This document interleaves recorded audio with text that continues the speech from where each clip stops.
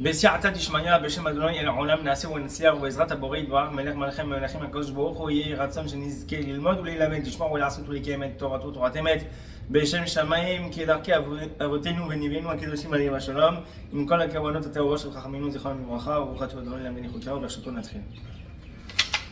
On va commencer par quelque chose, petite introduction très intéressante.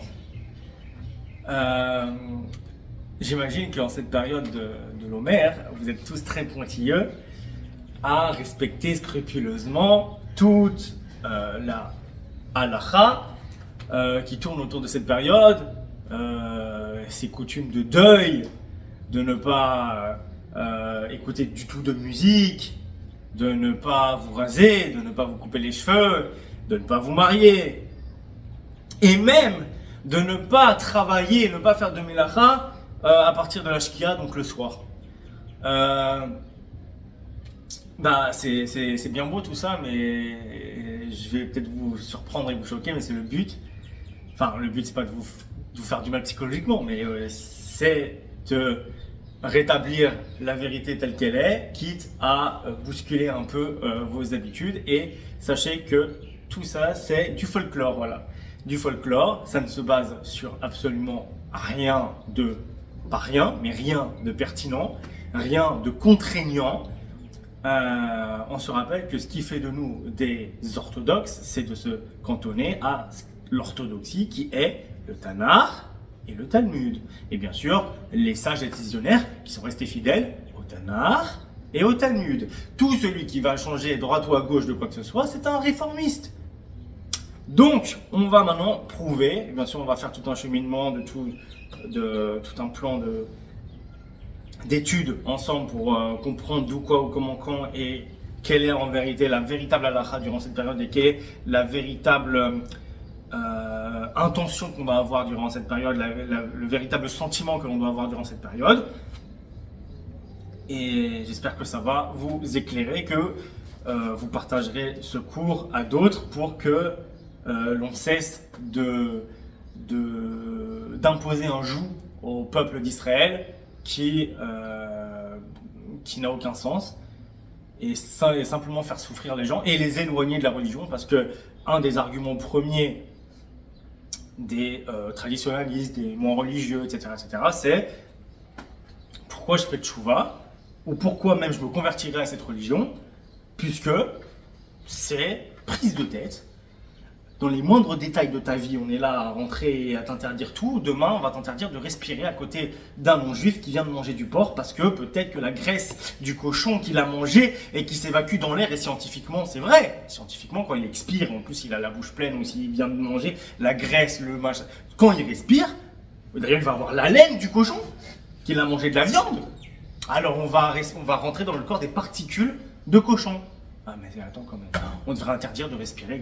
D'ailleurs, on ne devrait même pas respirer dans les pays non-juifs, parce qu'avec des non-juifs partout, forcément ça s'accumule. Voilà, donc on est tellement, c'est pas encore ça, mais ça va venir.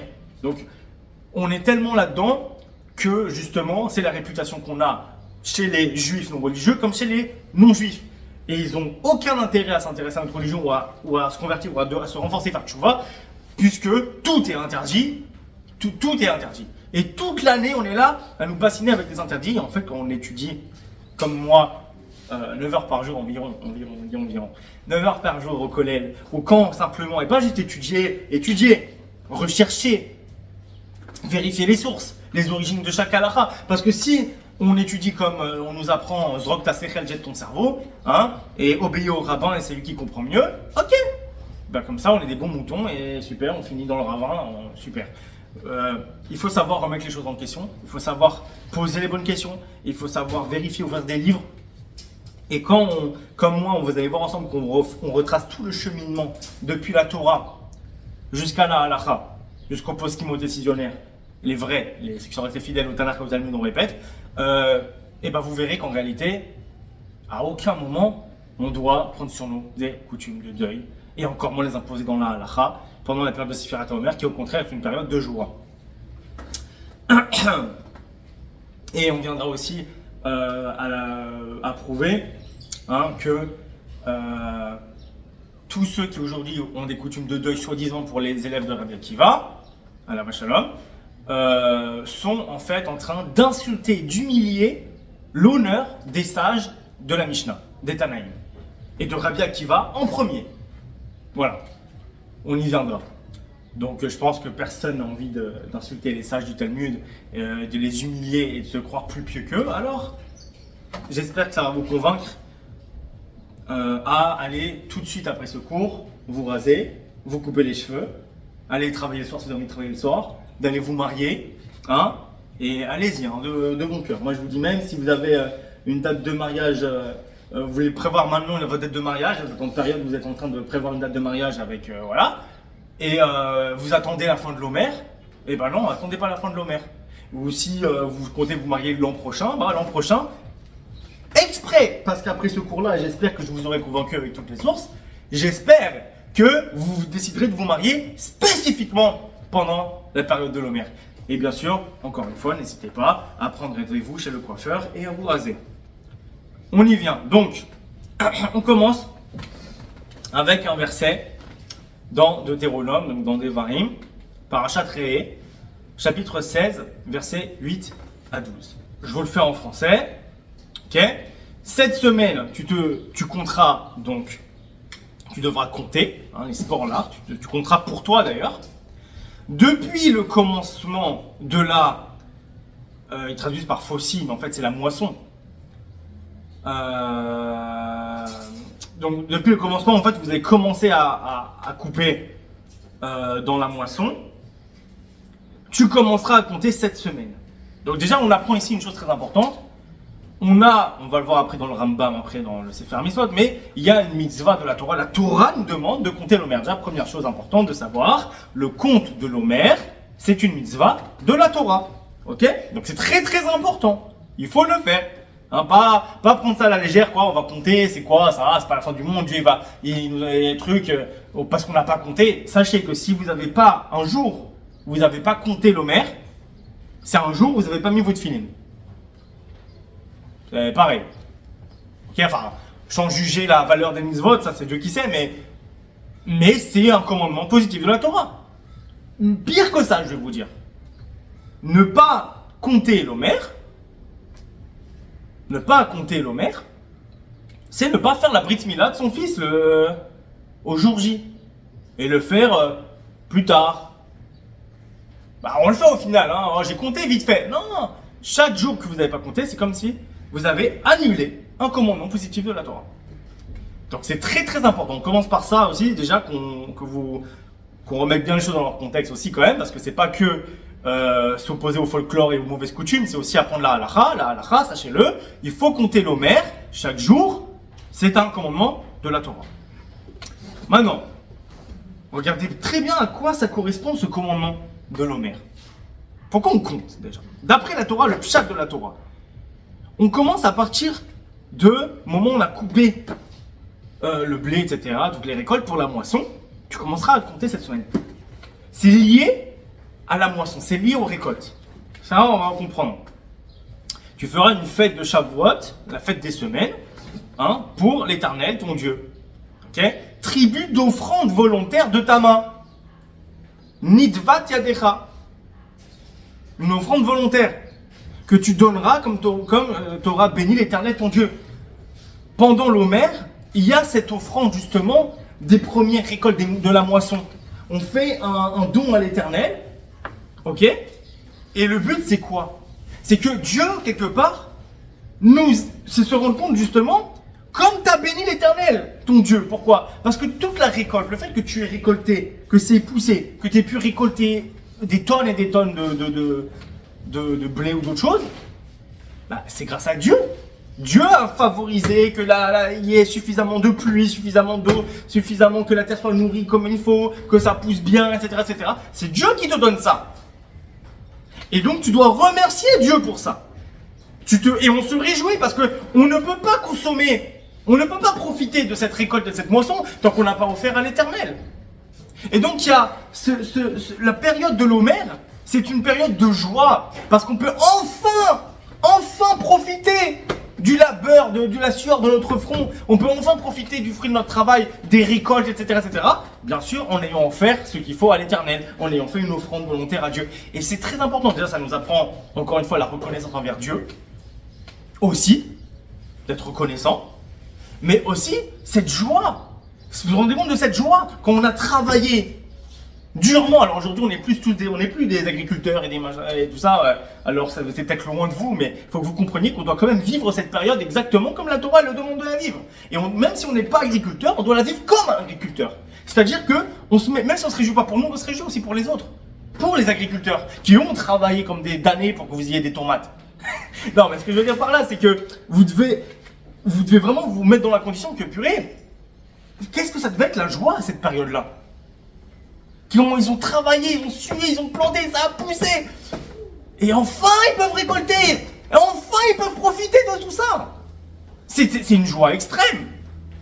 C'est clairement pas, a priori, d'après ce verset-là, on ne voit pas de raison d'être endeuillé et de se morfondre. Et voilà, la Torah nous demande de nous réjouir. Alors on va dire, oui, mais là, c'est à Shavuot. Ok, mais c'est dit sport lecha. Et vous allez voir à quel point c'est très important. Pas pour rien que Dieu nous demande de compter chaque jour. Quel intérêt? Si l'intérêt c'est du Shavuot, c'est que chaque jour il y a quelque chose. Donc, déjà, voilà, on peut déjà s'arrêter ici sur ce verset. Et on comprend bien donc la joie de l'événement. On a un autre verset dans Exode. Donc Shemot. Exode, chapitre 34, verset 21-22, parachat Kitissa. Sheshet yamim ta'avod, uvayom hashavi tishbot, becharish uvakatsir tishbot. 6 jours tu travailleras, le 7e jour tu te reposeras. Du labourage et de la moisson tu te reposeras. Ok? Donc on a encore ce lien avec le labourage, la moisson. Vechag, wahag shavuot ta'ase lecha, bikurik et tsichitim, vechag asif tekufat hashana. Et tu feras la fête de Shavuot, des semaines, des prémices de la moisson, du froment et la fête de la récolte au détour de l'année. Donc, vraiment aussi cette période-là est toujours liée à cette joie, d'où la fête en plus, qui est liée vraiment à Bikurek et Tzirchitim. Donc vraiment, où on va, encore une fois, on offre aussi les prémices de la moisson, etc. La récolte, etc.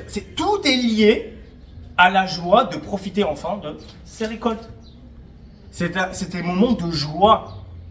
Et on se réjouit tellement, d'ailleurs, qu'on en remercie l'Éternel en faisant des dons et des offrandes. Vous vous rendez pas compte? C'est des petits détails, hein, là. On commence par le début, mais vous vous rendez compte déjà que de la Torah, on n'a aucune raison de s'endeuiller et de se rendre la vie impossible pendant cette période-là, parce que c'est une période après la Torah de joie et de reconnaissance envers l'Éternel. Où on profite enfin de notre moisson, donc on est tout heureux, tout bien, tout gentil, c'est génial, c'est super, la vie est géniale. Donc il y a cette idée de moisson, de remerciement sur les récoltes, la réjouissance et le service du temple. Un autre verset dans le Lévitique, donc c'est Sefer Waikra, Parashat Emor, chapitre 23, versets 14 à 16. ולחם וכלי וחרמן לא תאכלו עד עצם היום הזה, עד אביאכם את קורבן אלוהיכם, חוקת עולם לדורותיכם בכל משבותיכם. וספרתם לכם ממחרת השבת מיום אביאכם את עומר התנופה, 7 שבתות תמימות תהיינה. En gros, et de pain grillé et de gruau, pardon, vous ne mangerez pas jusqu'à ce jour-là même, jusqu'à ce que vous ayez apporté le sacrifice de votre Dieu, statut pour toujours pour vos générations dans toutes vos habitations. Vous compterez pour vous le lendemain du Shabbat, du jour où vous apporterez le homer, de l'offrande balancée, 7 semaines, elles seront complètes. Donc vous vous rendez compte que là, il y a un truc très intéressant. Là, dans ce verset, c'est explicite. Je ne sais pas si vous vous rendez compte. On a un interdit de consommation, ok, de pain, de céréales, etc., fraîchement moissonné. En fait, c'est le Khadash. On a un interdit de consommation. Et l'Omer, jusqu'à ce qu'on apporte quoi? Du jour où vous apporterez le Omer de l'offrande balancée, Tenoufa ta Omer, Omer à Tenoufa. L'Omer vient permettre un interdit. L'Omer vient apporter une joie, un profit, là où il y avait privation. Donc la période de l'Omer, c'est pas une période où on doit s'endeuiller. La Torah vient nous dire, je vous permets ce qui vous était interdit. Je vous donne l'occasion de vous réjouir de ce dont vous avez été privé. Et vous, maintenant, dans votre nouvelle religion que vous appelez le judaïsme orthodoxe, qui n'est pas du judaïsme orthodoxe, ni de l'orthodoxie, ni du judaïsme, vous venez interdire ce qui est permis dans une période où Dieu a permis l'interdit. Je sais pas, rendez-vous compte, on est juste dans la Torah là, Moshe Rabbeinu. On n'est même pas rentré dans les profondeurs de la halakha, du Talmud, etc. Le pshat d'un enfant de 5 ans. Je comprends pas. Vraiment, vraiment. Ouvrez les yeux rien que sur ces versets. Posez-vous des questions. C'est explicite. Je vous ai lu en hébreu et en français. Et c'est pas les éditions, non mais c'est les éditions de Ishmael Ben Avraham, c'est falsifié. Hein. D'accord, hein, ça c'est Galia, d'accord. Donc, vraiment. Rien que ça, déjà, je peux terminer le cours, c'est bon, la Torah a parlé, Moïse a parlé, fin du game. Mais non, on va continuer, bien sûr. Vous me connaissez, je fais des cours de 3 heures. Bon, alors, voilà, donc là, déjà, on est vraiment le meilleur pour la fin. Clairement que, voilà, l'Omer, quand on commence à compter l'Omer, etc., et le sacrifice, l'offrande de l'Omer, etc., c'était vraiment une période de joie. Une période de joie extrême, déjà dès son début. Pas que jusqu'à la fin, etc., jusqu'à Shavuot, que là aussi c'est le... Mais c'est déjà dès son début une période de joie extraordinaire où on peut enfin profiter et se réjouir des récoltes, etc., du pain, du blé, tout ça, tout ça. Nous allons voir maintenant, on va commencer à entrer dans la halakha. On va voir dans le Rambam, dans le Sefer HaMitzvot, c'est la mitzvah l'Ota'aseh numéro 189. Wea mitzvah akuf petet. Ish eiziranu me'echol alechem ha'asui metevua chadasha kodem sheishlam yom shisha asar menisan ve'hu amru yita'ale emor chav gimel ve'lechem ve'kalu ve'chamen lo tochelu u'mi sha'achal mimeno kazait loke. Ici le Rambam, et la mitzvah, le commandement négatif, numéro 189, et qui on a été averti, donc interdit, c'est l'interdit, l'avertissement de manger par rapport à la consommation du pain fait d'une nouvelle récolte avant la période donc du 16e jour du mois de Nissan. Et celui qui mange même un kazaït, la quantité le volume d'une olive de ce pain-là, est passible de flagellation par la Torah. Ok? Et dans un autre endroit, le Rambam il a écrit dans Ma'achalot HaAsurot, dans le Mishneh Torah, hein, ok? Au Sefer Kedusha, les lois des aliments interdits, Ma'achalot HaAsurot, au chapitre 10, la loi 1 et 2. Il dit comme ça le Rambam. Kol isurin shamru en bemine nefesh chaya. ויש איסורים אחרים של תורה בזרע הארץ, ואין החדש וכלאי הכרם והתבל והעורלה. J'ai dit le Rambam comme ça. Tous les interdits que nous avons dit étaient concernant les animaux, okay, par rapport à la consommation animale. Et il y a des interdits, d'autres interdits de la Torah sur la semence de la terre. Donc les végétaux. Et il y a donc le Khadash, ce qu'on a parlé avant, les Kilae Akerem, donc toutes les sortes de mélanges interdits, etc. Vea Tevel, Vea Orla. Ok. Un Khadash Ketzad, nous explique le Rambam le Khadash. Kol Echad, Michamisha Mine Tevoa Bilvad, donc c'est les 5 céréales. Kol Echad Michamisha Mine Tevoa Bilvad, Asur Leechol Me Khadash Shelo. Donc les 5 céréales, c'est interdit de manger de leur khadash, donc de ce qui a été planté, moissonné avant avant la période que nous a donnée la Torah. Kodem sheikarev Omer betet zayin benissan. Avant que soit donc sheikarev, donc sheikra Omer, avant que soit sacrifié le Omer, le 16 Nissan. Chez Neymar, comme il a été dit, velechem vekali vecharmem lo tochelu. Donc il a dit dans la mitzvah qu'on a lu avant. Vechol haochel kazait chadash kodem akravat Omer. Et tout celui qui mange kazait de chadash avant le sacrifice de l'Omer, loké mina Torah, bechol makom bechol zman. Il est fouetté, flagellé par la Torah en tout lieu et tout temps. Ben ba'aretz, ben bechutz ha'aretz. Que ce soit sur Eretz Israël ou en dehors d'Eretz Israël. Comme ça tranche Rabbeinu à Rambam, c'est comme ça dit Ben bifnei habayit, ben shelo bifnei habayit. Que ce soit donc dans Bet Hamikdash ou pas Bet Hamikdash. Il continue le Rambam. Et là, chez Bizman, chez Yesh Mikdash, Misheikarev, Misheikriv, Aomer, ou Tar Achadash B'Yerushalayim. והמקומות הרחוקים מותרים אחר חצות, שאין בית דין מתעצלים בו עד אחר החצות.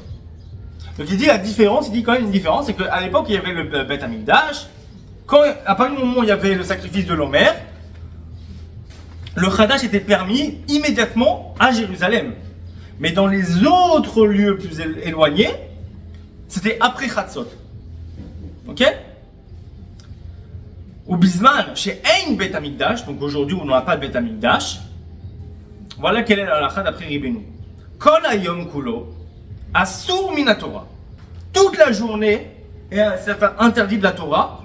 Au Bizman azé, bimkomot sheosin shnei yamim tovim, achadash asur kol yom yudzayin benissan. Ad le'erev midivre sofrim. Donc, comme il n'y a pas de Bet Hamikdash, maintenant c'est un peu plus rigoureux, où on interdit, toute la journée c'est interdit, même après qu'on a commencé à compter l'Omer, le Chadash est interdit toute la journée du 16, et ceux qui font 2 jours de fête, c'est même interdit le 17 par ordre rabbinique. Ok? Autant vous dire qu'avec cette prolongation de l'interdit, depuis qu'on n'a plus le temps, autant vous dire que dès que ça se termine, après, dès qu'on commence à compter l'Omer le reste des jours, on est en train de se réjouir comme jamais. Puisqu'on nous a prolongé notre interdit depuis qu'il n'y a plus le temps. Alors on va se réjouir encore plus maintenant que dès qu'on va pouvoir enfin en profiter. Vous vous rendez compte? Surtout qu'on n'oublie pas qu'il y a Pessah. Donc déjà on peut même pas consommer le Chametz. Donc on va attendre la fin de Pessah, dans tous les cas. Alors je peux vous dire que clairement, à la fin de Pessah, quand on continue à compter l'Omer, osez parler de deuil à ces agriculteurs à l'époque, ils vous auraient frappé. Ils vous auraient assommé avec des potes de légumes et enterrés dans du fond. Vous êtes fous! Ah là là! Bref, Adkan. On parle principalement là de cette période donc des récoltes, la moisson, une interdiction de consommation, etc., qui va être permise après le korban du Homer. Donc le Homer, c'est vraiment, surtout à l'époque où il y avait le Bet Hamikdash, c'était vraiment la joie suprême pour les agriculteurs, mais pas que, parce que vous vous rendez pas compte qu'en réalité, même si à l'époque beaucoup étaient agriculteurs, etc., ils avaient leur propre champ, leur propre, mais même de nos jours, en réalité, c'est la période où justement, sans les agriculteurs, on mange rien, d'accord? Parce que c'est pas vous qui allez travailler la terre.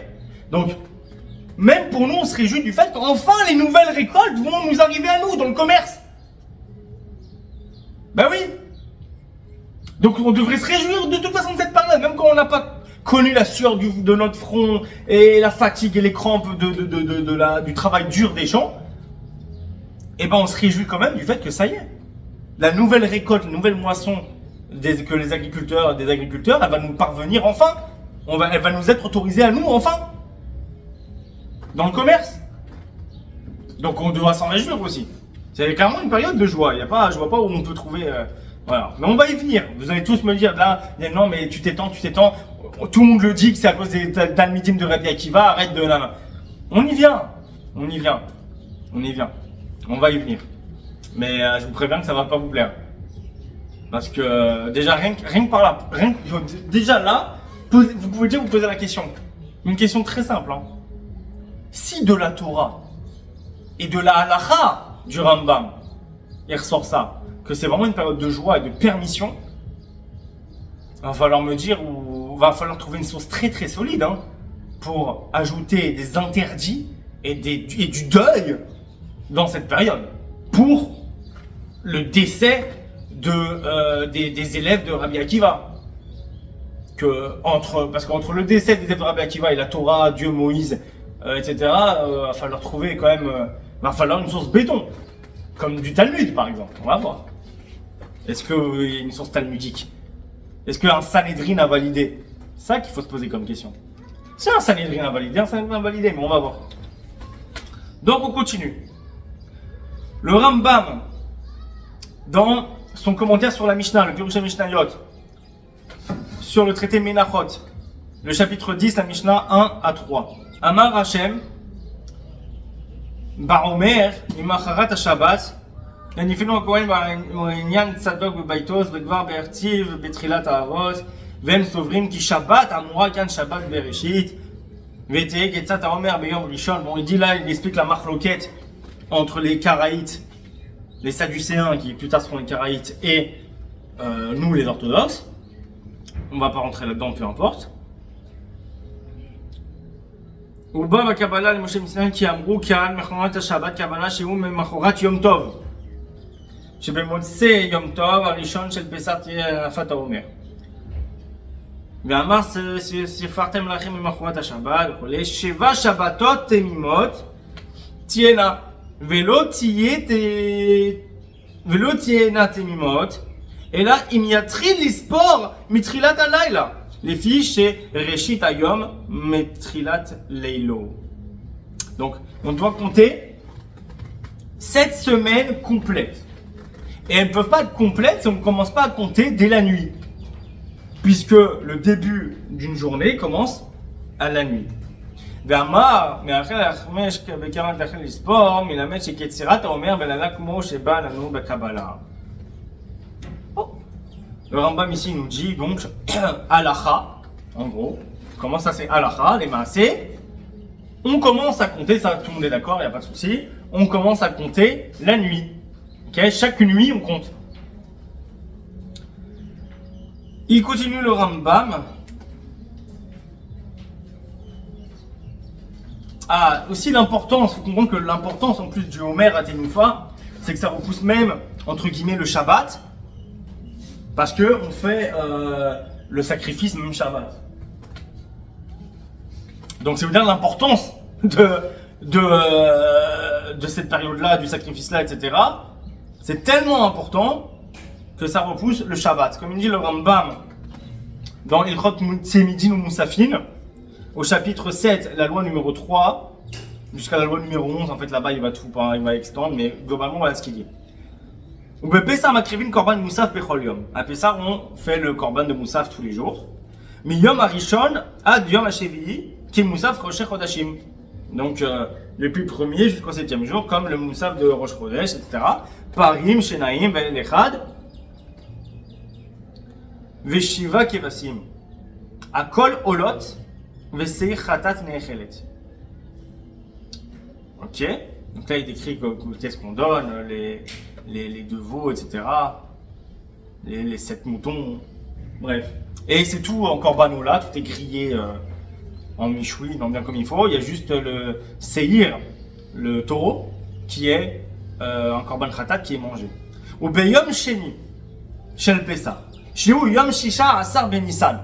Donc le 2e jour de Pessah qui est le 16e jour du mois de Nissan. Makrevin, yeter al moussaf. En plus de moussaf, qu'est-ce qu'on fait comme sacrifice? Shel kol yom keves leola im omer atenoufa. Un mouton en korban ola, donc qui sera complètement brûlé. Im omer atenoufa, avec le balancement du omer, avec l'omer. Ve'im mincha shel tzibour moshe biarnu. L'omer, c'est une sorte de farine, comme le korban mincha, c'est une sorte de farine, etc. C'est fait avec justement les premières récoltes, la moisson. C'est lié, tout est lié à ce qu'on a dit avant. Vezmano kavua velefichar doche et Shabbat ve'et atuma. Dit le Rambam. מצוותו להקצר בלילה, בליל 16, בין בחול, בין בשבת. Donc c'est clair que la période de l'Omer, en plus, voilà, on est là, on est à la mitzvah et le sacrifice, il se fait même Shabbat, il repousse le Shabbat. Pour dire à quel point c'est un événement grandiose. Aussi dans le Sefer HaMitzvot, le commandement positif, Mitzvot Aseh numéro 161, Ve'a mitzvah, Akuf Samer Aleph, 161. Shetzivanu, Lispor, Miketzirat Haomer, Tisha Ve'arbahim, Yom. Ok? Donc il dit, le Rambam, la mitzvah positive de la Torah, numéro 161, et qui nous a été ordonné, commandé, de compter depuis la Ketzirat Omer, donc depuis qu'on a justement prélevé le Homer et fait le sacrifice du Homer, Tisha Ve'arba'im Yom, 49 jours. Le 50e étant Shavuot. Ve'u amru ita'ale, ve'safartem lachem imachorat ha-Shabbat. Et vous compterez pour vous depuis le lendemain du Shabbat. Qui en fait, on sait par tradition orale, comme il l'a dit le Rambam avant, que c'est après le Yom Tov. Veda, et sache, כי כמו שנתחייבו בית דין למנות שנות יובל שנה בפני עצמה, שנה ושמיטה שביארנו במה שקדם. Donc il dit comme le beit din, donc le Sanhedrin, ils comptaient le yovel d'année en année, la shmita d'année en année, etc. כך חייב כל אחד ואחד ממנו למנות ימי העומר יום שבוע. שהוא אמר, תספחו 50 יום, ואמר 7 שבועות תספור לך. Je dis encore, וכמו שמניין השנים והשמטים מצווה אחת, כמו שביארנו, כן ספירת העומר מצווה אחת.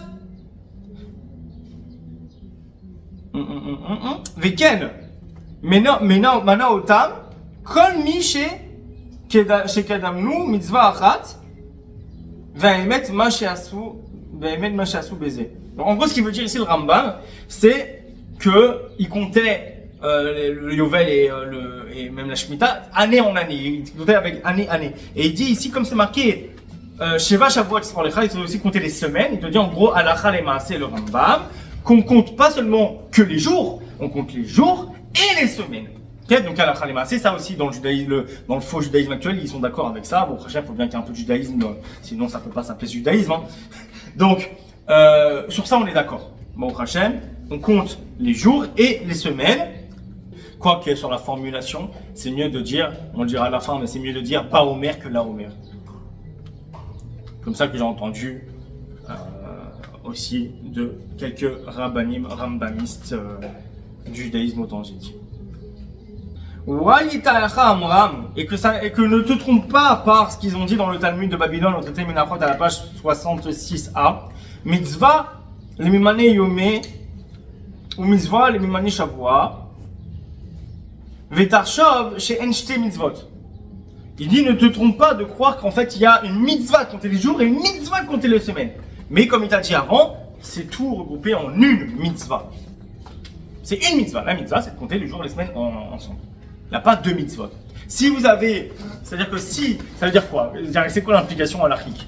Si maintenant vous arrivez donc dans la 7e jour, vous dites pas juste, je vous dis pas juste Arsha ou Aïdna ou Ayom, mais vous dites pas maintenant c'est le 7e jour chez Shiva Yamim Baromer. Vous dites pas juste c'est le 7e jour et c'est tout. Vous devez dire c'est Shavua Achat, c'est aussi une semaine.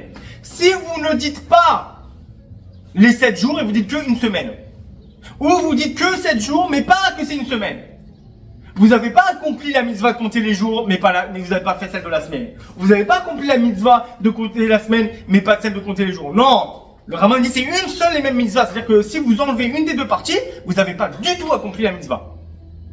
Donc très important. Dans la halakha, il faut que ça soit très clair. Il y a une seule mitzvah.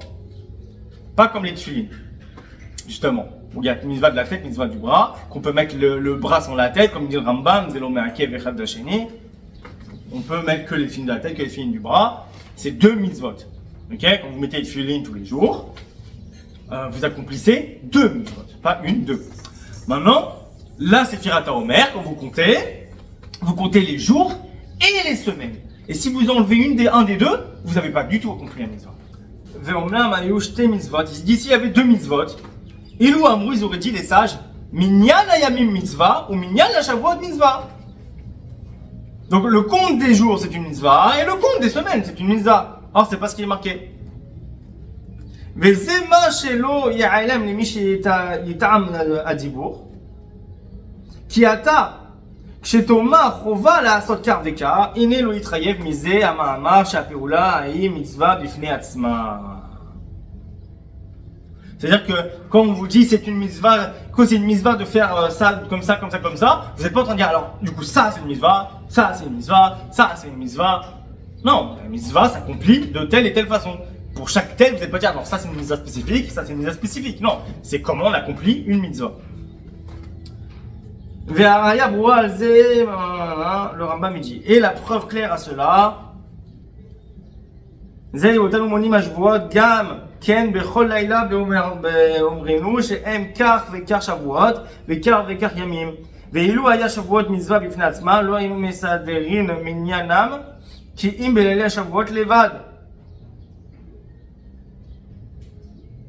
Ouais, exactement. Il dit le Rambam, en gros, que si c'était aussi une mitzvah de compter les semaines en soi spécifiques à part, eh ben, tous les jours, on ne devrait pas dire alors, et on est le 8e jour dans l'Omer qui donne une semaine et un jour.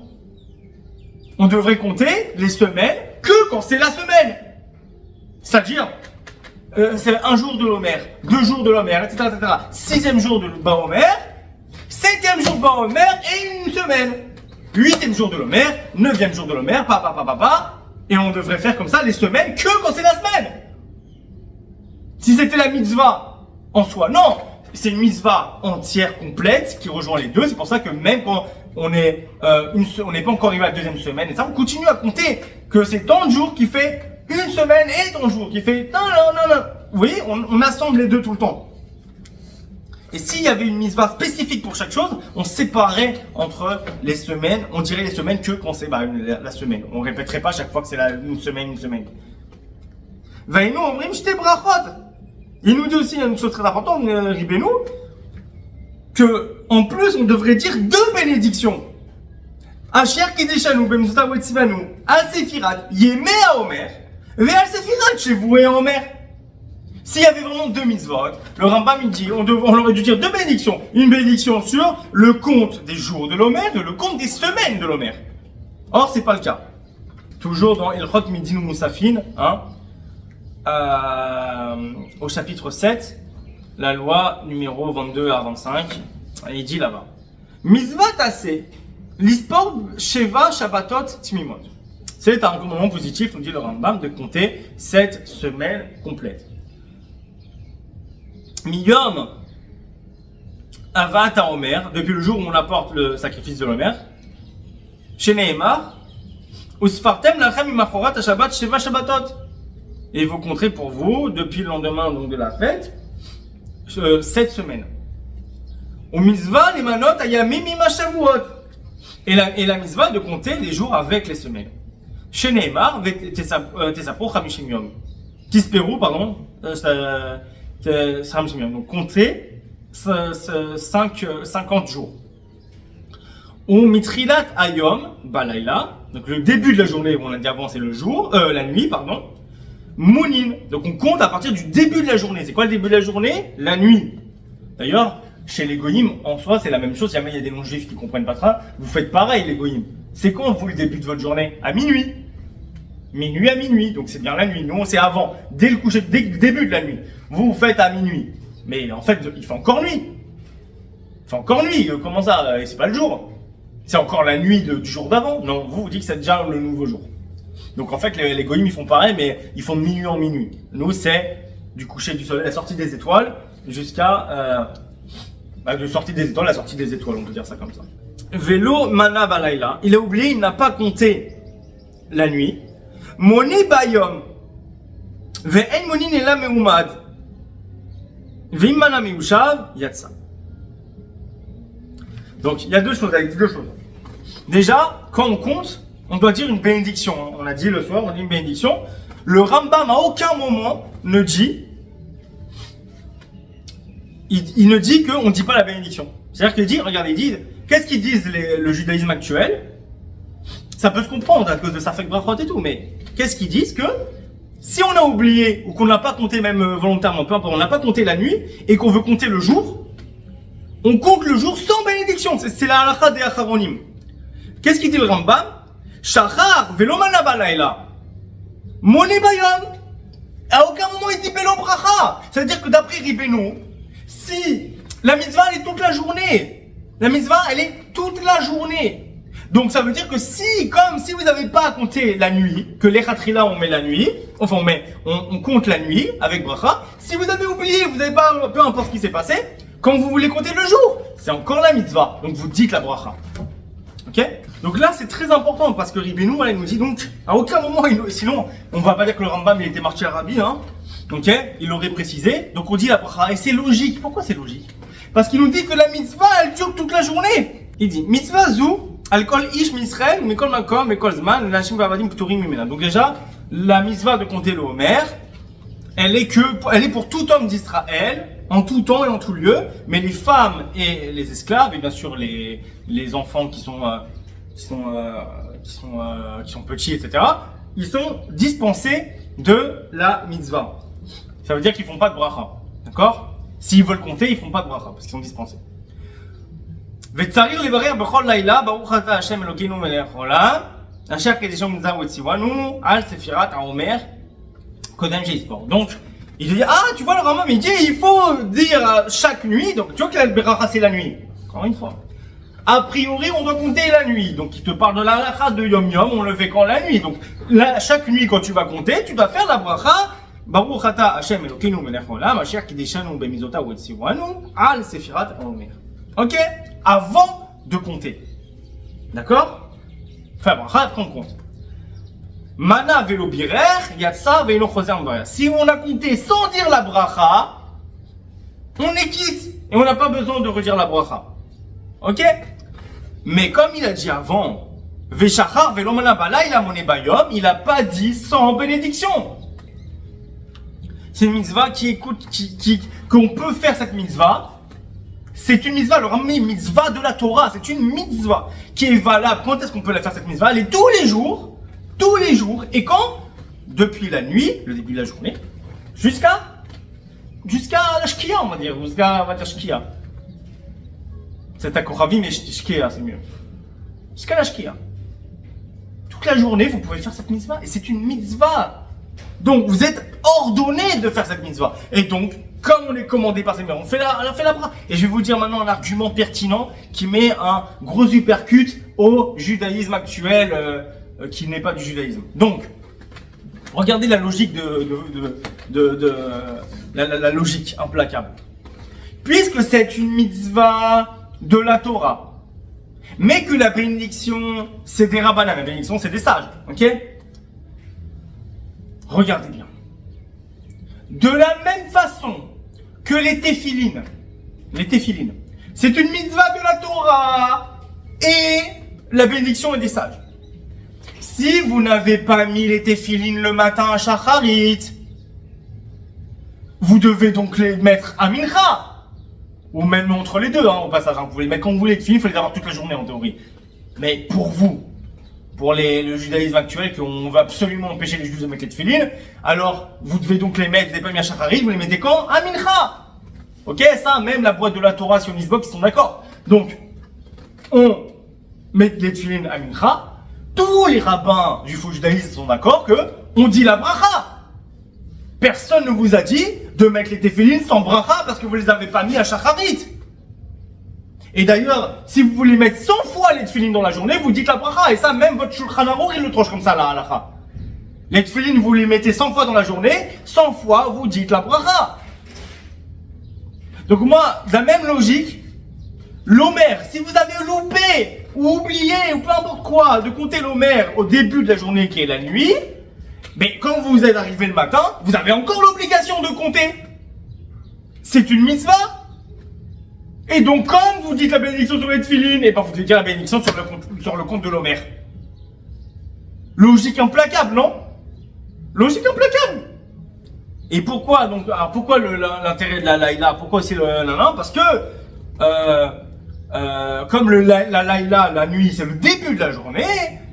Zrizin makdimin ba mitzvot. Makdimin la mitzvot, c'est-à-dire que ceux qui sont zaris, qui ont envie de faire les mitzvot, ils sont prêts de faire les mitzvot. Alors ils le font la nuit, donc on le fait la nuit. Parce qu'on a envie de faire la mitzvah rapidement, mais en réalité, si on le fait le lendemain, on le fait le lendemain. C'est aussi la mitzvah. Hein. Ok? Si quelqu'un n'a pas mis les tefilines à Shacharit, mais les a mis à Mincha, on peut pas lui dire qu'il les a pas mis de la journée, il les a mis. Il les quitte de son devoir d'avoir mis les tefilines la journée. Il a juste dans la Gemara, on te dit que si tu as fait Kriyat Shema sans les tefilines, alors c'est comme un qui trouble sur toi, un accusateur, parce que tu parles des tefilines et tu les as pas sur toi. Mais on ne pourra pas t'accuser de ne pas avoir mis tes tefilines tous les jours. Les khatrila, la mitzvah des tefilines ne dépend pas de Kriyat Shema, hein.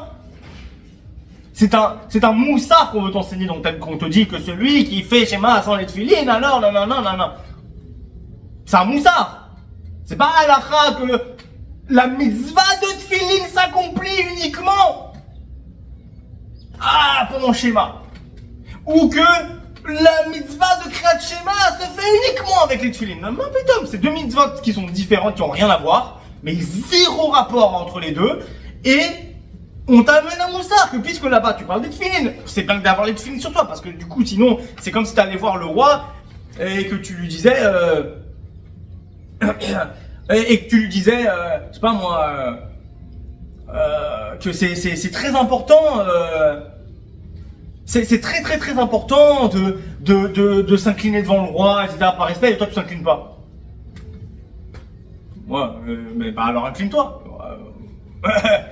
Voilà. Mais donc il y a le fait de s'incliner devant le roi, et le fait de parler au roi. Le fait de parler au roi n'implique pas forcément de s'incliner, et le fait de s'incliner n'implique pas forcément le fait de parler au roi. Mais puisque tu parles au roi d'inclinaison, incline-toi. C'est un moussard. C'est pas une halakha. Il y a une halakha de s'incliner devant le roi quand il faut s'incliner devant le roi. Il y a une halakha de parler au roi quand il faut parler au roi. Mais il n'y a pas d'obligation qui dit que si tu parles au roi, tu es obligé de t'incliner, ou si tu t'inclines devant le roi, tu es obligé de lui parler. Non, c'est deux choses différentes. Mais comme, encore une fois, je répète, désolé, mais que ce soit clair, de la même façon que, voilà, l'exemple est que on parle au roi d'inclinaison, de révérence, alors fais une révérence aussi. Sois cohérent avec ce que tu dis. Pareil, quand Chazal dans un Talmud te disent que quand tu fais Kriyat Shema et les tefilines sur toi, tu fais un accusateur parce que tu parles toi-même d'avoir les tefilines sur toi et tu les as pas. Mais c'est pas que c'est me'akev, ça empêche la mitzvah, etc. Ça n'a rien à voir. Ok? Donc dans cette même logique, l'Omer, la nuit comme le jour, c'est la mitzvah, vous faites la bracha, point. Non déplaise au faux judaïsme, soi-disant orthodoxe, réformiste. Il dit le Rambam, la mitzvah de compter l'Omer se fait debout les khatrila. Si on l'a fait assis, on est quand même quitte. A priori, on le fait debout. Halakha. Ok? Ribenu Rambam, Maïmonide, Zecher Tzadik Livracha. Il va aussi nous parler, encore une fois, de cette période de l'Omer, nous donner une autre vision, une autre intention dans cette période de l'Omer, autre que celle de la moisson, de la permission de consommer, etc., que c'est déjà une joie en soi d'après la Torah. Le Ribéno va nous parler d'une autre joie aussi pendant cette période, histoire de bien enfoncer le clou, de bien remuer le couteau dans la plaie du faux judaïsme soi-disant orthodoxe qui veut nous faire la rasra, nous endeuiller et nous pourrir la vie pendant cette période de joie. Dans son très célèbre livre Le Moreh Nevuchim, donc le guide des perplexes, meilleure traduction, pas des égarés, des perplexes.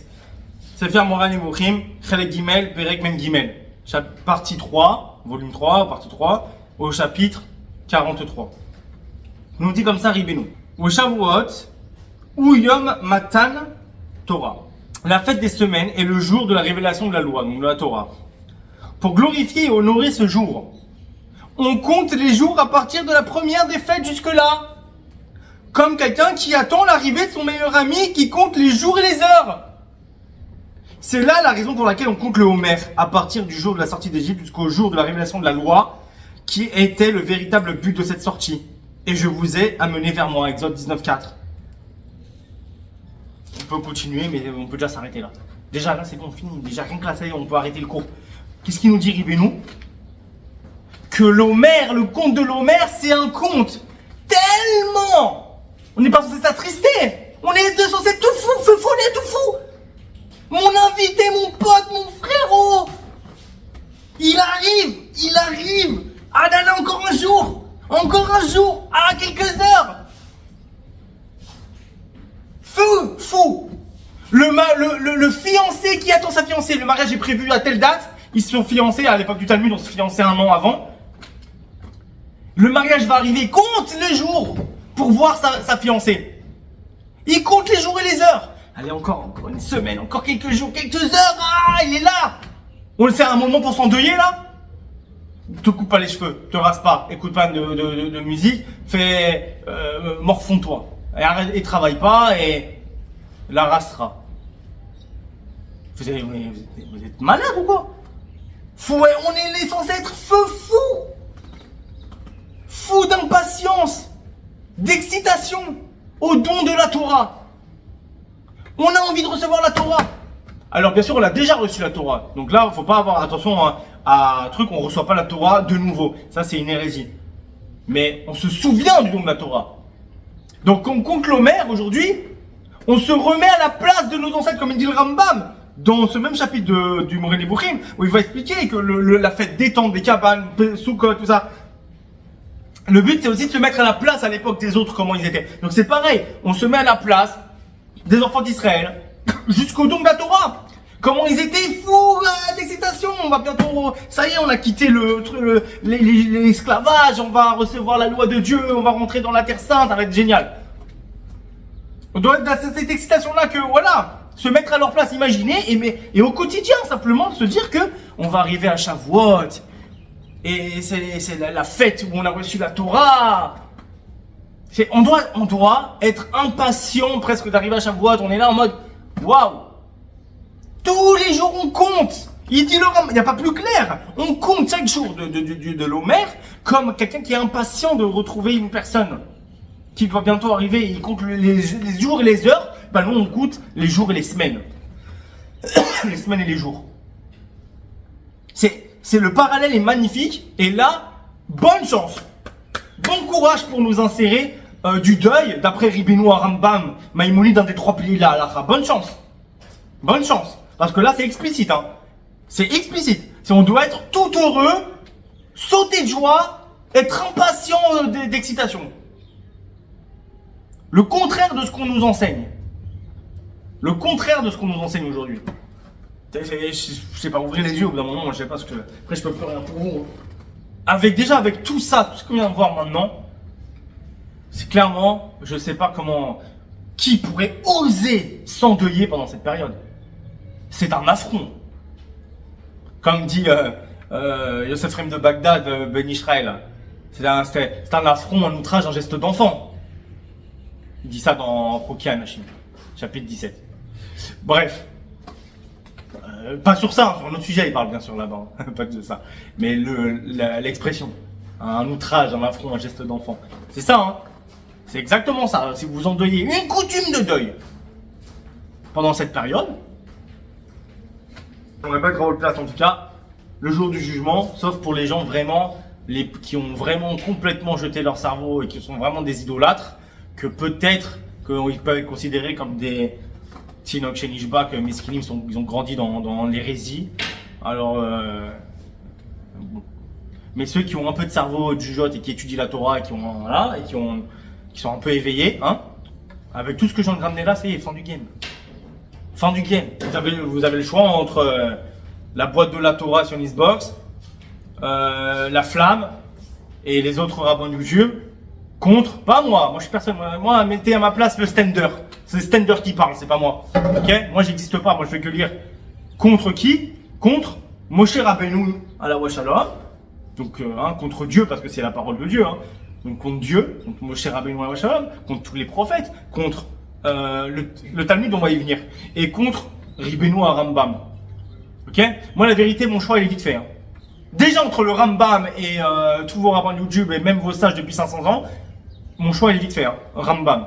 Il y a pas, le choix, déjà, il est vite fait. Mais si pour vous, c'est encore trop dur, parce que pour vous, le Rambam, c'est pas assez, c'est pas bien, c'est pas assez. C'est quoi par rapport à tous vos rabbins et tous les sages qui sont venus après, ils sont plus grands que lui, hein, c'est ça? Pas du tout, mais pas grave, dans votre idée. Si c'est pas suffisant, le Rambam, voilà. Psukim, des versets explicites. Moshe Rabbeinu, Dieu, vous voulez quoi? Mais on va venir au Talmud. On va y venir. À ce sujet brûlant que vous attendiez tous. La mort des élèves de Rabbi Akiva.